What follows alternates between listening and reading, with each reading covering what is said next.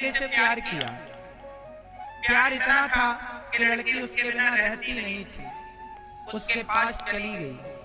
क्या तुम हमसे शादी करोगे?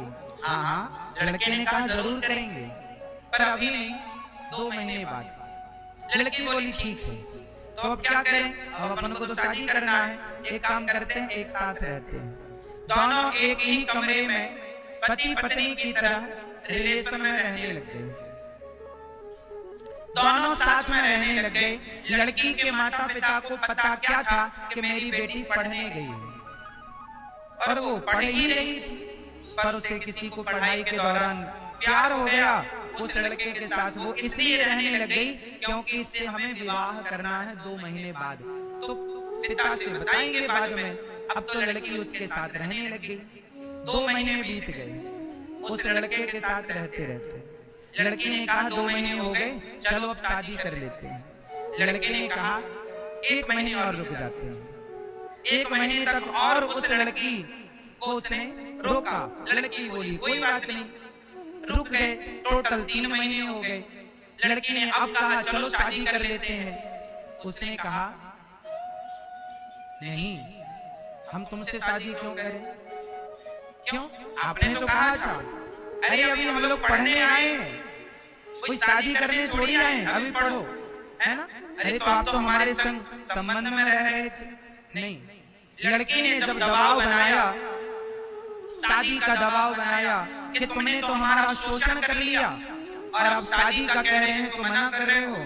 उस लड़की ने जब जोर जबरदस्ती की, शादी का दबाव बनाया, तो उस लड़के ने उस लड़की के 25-30 टुकड़े कर दिए, मार डाला, शरीर के टुकड़े टुकड़े कर दिए। आप बताओ उस लड़की ने उस लड़के से क्या किया था? प्रेम किया था। बोलो हाँ, हाँ या ना? उस लड़की ने उस लड़के से क्या किया? प्रेम। और उस लड़के ने उस लड़की से क्या किया? उसका प्रेम कभी था ही नहीं। जिसे ये लड़की प्रेम समझ रही थी, वो प्रेम था ही नहीं, वो सिर्फ वासना थी, वो सिर्फ एक हवस थी, वो केवल शरीर की भूख मिटाने की एक चाह थी। तुम्हारा यूज किया। चिंगम कैसी होती है? चिंगम चबाया, चबा के सारा रस लिया, स्वाद खत्म हो गया, थूक दिया। यही हो रहा है समाज में। प्यार के नाम पर लड़कियों को चबा करके, उनका शोषण करके, और समाज में कुछ लोग उन्हें छोड़ देते हैं या टुकड़े टुकड़े कर देते हैं। ये समाज की सच्चाई है। अब इन लड़कियों को समझाओ कि प्यार मत करो किसी से। नहीं, हमारा वाला गलत नहीं है, हम जिससे प्यार करती हैं वो ठीक है। उस लड़की को भी कहाँ पता था कि तुम्हारा वाला गलत है। ऐसे कितने केस हमारे देश में हुए, फिर भी ये हमारी बहन बेटियां समझने को तैयार नहीं। अरे शादी करना बुरा थोड़ी है, प्यार करना बुरा थोड़ी है। माँ बाप की इज्जत भी चली गई और तुम्हारा शरीर भी चला गया, तुम्हारी भी इज्जत चली गई। कौन सी समझदारी हुई? इसलिए माँ बाप भी पढ़ लो बेटा, पढ़ने गए हो, पढ़ो, नाम कमाओ, इज्जत कमाओ, माँ बाप के सपने पूरे करो कि मेरी बेटी पढ़ लिख कर हमारे कुल का नाम रोशन करेगी। बहुत उम्मीदें होती हैं हर माता पिता की अपनी बेटी और अपने बेटों से। उम्मीदों पर खरा उतरिए। शादी के लिए तो तुम्हारे माँ बाप तुम्हारे लिए अच्छे से अच्छा लड़का, अच्छी से अच्छी लड़की ढूंढेंगे और कहेंगे कि पहचान लो इनमें से, पसंद कर लो, जो पसंद आए कर लेना, फिर शादी करना, सारी जिंदगी प्यार करना। कौन रोकने वाला है? व्यवस्थित ढंग से चलो। जो व्यवस्थाएं हैं उनका उल्लंघन करोगे उस मर्यादा का। माता सीता ने भी लक्ष्मण रेखा पार की तो उनके जीवन में भी दुख आया। इन बेटियों को समझाओ कि यदि संस्कार, संस्कृति और समाज की उन मर्यादाओं का उल्लंघन कोई भी करेगा तो चाहे लड़की हो लड़का, कष्ट उठाना पड़ेगा। मर्यादाओं का उल्लंघन ना हो। हर व्यक्ति के जीवन में एक मर्यादा की लक्ष्मण रेखा होती है। हर लड़की के जीवन में एक मर्यादा की लक्ष्मण रेखा है। हर लड़के के जीवन में एक मर्यादा की लक्ष्मण रेखा है। आजकल के नौजवान पढ़े लिखे बच्चे क्या चाहते हैं? आजादी। मुझे किसी का कोई इंटरफियर नहीं चाहिए। ना माँ तुम ना बोलना बीच में, ना बाप आप ना बोलना पिताजी बीच में, ना भाई ना बहन, ना दादा ना दादी, ना नाना ना नानी, किसी के अंडर। हम पढ़े लिखे हैं, हमने पीएचडी की है, हम कोई अनपढ़ थोड़ी हैं। आप लोग का अंगूठा छाप है। लड़की कहती है हम पढ़े लिखे हैं, टॉप किया है हमने। तुम क्या जानते हो? हम इतना कुछ जानते हैं, इतना पढ़े, इतनी दुनिया देखे, अपना डिसीजन हम खुद ले सकते हैं। हमें आजादी चाहिए, किसी का बंधन नहीं चाहिए। वो जमाना गया जब लड़कियां, जब बहुएं लंबा घूंघट डाल के रहती थी। आज तो हम जरा जरा से कपड़े में रहेंगी क्योंकि हम आजाद हैं। एक बात बताओ, मैं हर लड़की से एक सवाल पूछ रहा हूँ, उत्तर दीजिएगा। आपको कैसी आजादी चाहिए? एक बात बताना, माता सीता और शूर्पणखा, इन दोनों स्त्रियों में कौन सी स्त्री आजाद थी? जरा नाम बताओ। माता सीता और शूर्पणखा, इन दोनों स्त्रियों में आजादी की जिंदगी कौन जीती थी? किसी का दबाव नहीं, माँ का, बाप का, धर्म का, भगवान का, किसी का, समाज का, मर्यादा का कोई डर नहीं।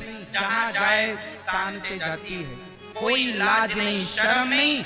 बताओ वो कौन स्त्री है इतिहास में जिसे कोई लाज मर्यादा, कोई किसी का डर नहीं?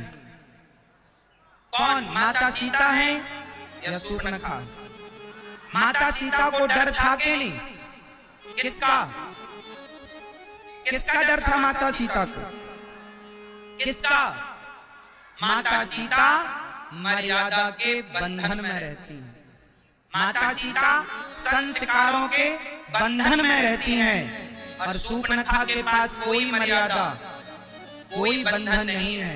आज की लड़कियां, आज के नौजवान दोस्त भी कहते हैं हमें आजादी चाहिए। किसी प्रकार का माँ बाप का, बड़ों का भी इंटरफियर नहीं चाहिए। जहाँ बड़ों का इंटरफियर ना हो, जहाँ धर्म की मर्यादा ना हो, जहाँ शिष्टाचार ना हो, वो इंसान कैसा होता है? लड़की होगी और उसके जीवन में माँ बाप का कोई दबाव, धर्म का कोई दबाव, संस्कारों का कोई बंधन ना होगा तो वो लड़की शूर्पणखा हो जाएगी। क्या आप शूर्पणखा होना चाहती हो? ये बात सही है कि गलत है? बोलो हाँ।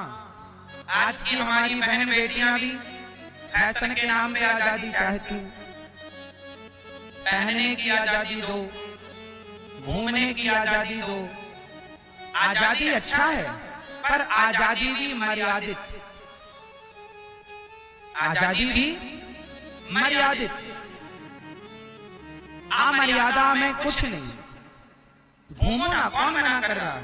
तुम्हारे पापा ही तुम्हें घुमाने ले जाते हैं। घूमो, कौन मना? उचित, उचित सब सही है। उचित बातें, उचित हंसना, उचित रोना, उचित सब सही है। अनुचित कुछ भी सही नहीं। राम जी और रावण, बताओ इन दोनों में कौन बंधन में था संस्कारों के? राम जी स्वतंत्र नहीं थे, राम जी आजाद नहीं हैं। राम जी अपने से बड़ों की मर्यादा में बंधे हुए हैं और रावण किसी की मर्यादा में नहीं बंधा। इसलिए माता सीता को उठा कर ले जाता है। जो आदमी अपने माँ बाप की, जो गुरुजनों की और अपने धर्म की मर्यादा में नहीं बंधा, वो रावण जैसा हो जाएगा। तो क्या आज के युवाओं को रावण होना है? इसलिए प्रेम करना बुरा नहीं है, शादियां करनी बुरी नहीं है, पर शादियों के नाम पर जो समाज में बेटा बेटी, लड़का लड़की ले लेकर के भाग रहे हैं, जो पसंद आए वही शादियां कर रहे हैं, ये सब गलत है। आपके हिसाब से सही है कि गलत है? सही है? गलत है? माँ बाप कितनी प्लानिंग करते हैं बच्चों के लिए। जब आप छोटे से थे तो कहाँ पढ़ोगे, माँ बाप ने प्लानिंग की अच्छे से अच्छे स्कूल, स्कूल से कॉलेज गए तो अच्छे से अच्छे कॉलेज की प्लानिंग माँ बाप ने की। तुम तो अपना निर्णय लेने के लायक नहीं थे जब तुम्हारे माँ बाप ने तुम्हें, भले वो आज भी रिक्शा चलाने वाला बाप अपने बेटों को अच्छी शिक्षा देने की कोशिश करता है, अपनी हैसियत अपनी औकात से ज्यादा वो बच्चों को पढ़ाने लिखाने की कोशिश करता है, लेकिन वही बच्चे पढ़ लिख करके अपने माँ बाप पर जब उंगलियां खड़ी करते हैं कि तुमने हमारे लिए किया ही क्या है, तब माँ बाप का हृदय ना टुकड़े टुकड़े हो जाता है कि जिस औलाद के लिए दिन रात की आज वही औलाद कह रही है तुमने हमारे लिए क्या किया है। ऐसे शब्दों का प्रयोग ना किया करो, कुछ शब्द अपनी डिक्शनरी से हटा दो। माँ बाप 140 करोड़ लोग रहते हैं मेरे देश में, 140 करोड़ की आबादी वाले देश में केवल 2 लोग ऐसे हैं जो आपका सबसे ज्यादा भला चाहते हैं, वो है आपके, उन 2 में एक है आपकी माँ, एक है आपका बाप, तीसरा कोई नाम हो तो आप मुझे बताओ। जितना हित आपके माता पिता आपका चाहते हैं संसार में इतना हित आपका, लेकिन आज की औलाद उन्हीं माँ बाप पर कहती है उंगली उठाकर तुमने हमारे लिए किया ही क्या है।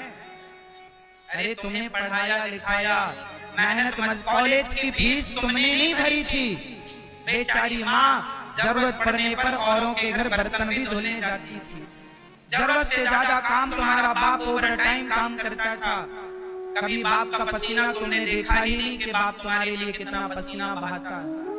आज के युग में 100 रुपए कमाना कितना कठिन है, कमा के देखो पता चलेगा। और आज के बच्चे फिर कहते हैं कि तुमने हमारे लिए किया ही क्या है। अरे सिर काट के रख दे कोई बेटा तो भी अपने माँ बाप का ऋण नहीं चुका सकता, इतने ऋणी होते हैं हम अपने माता पिता को।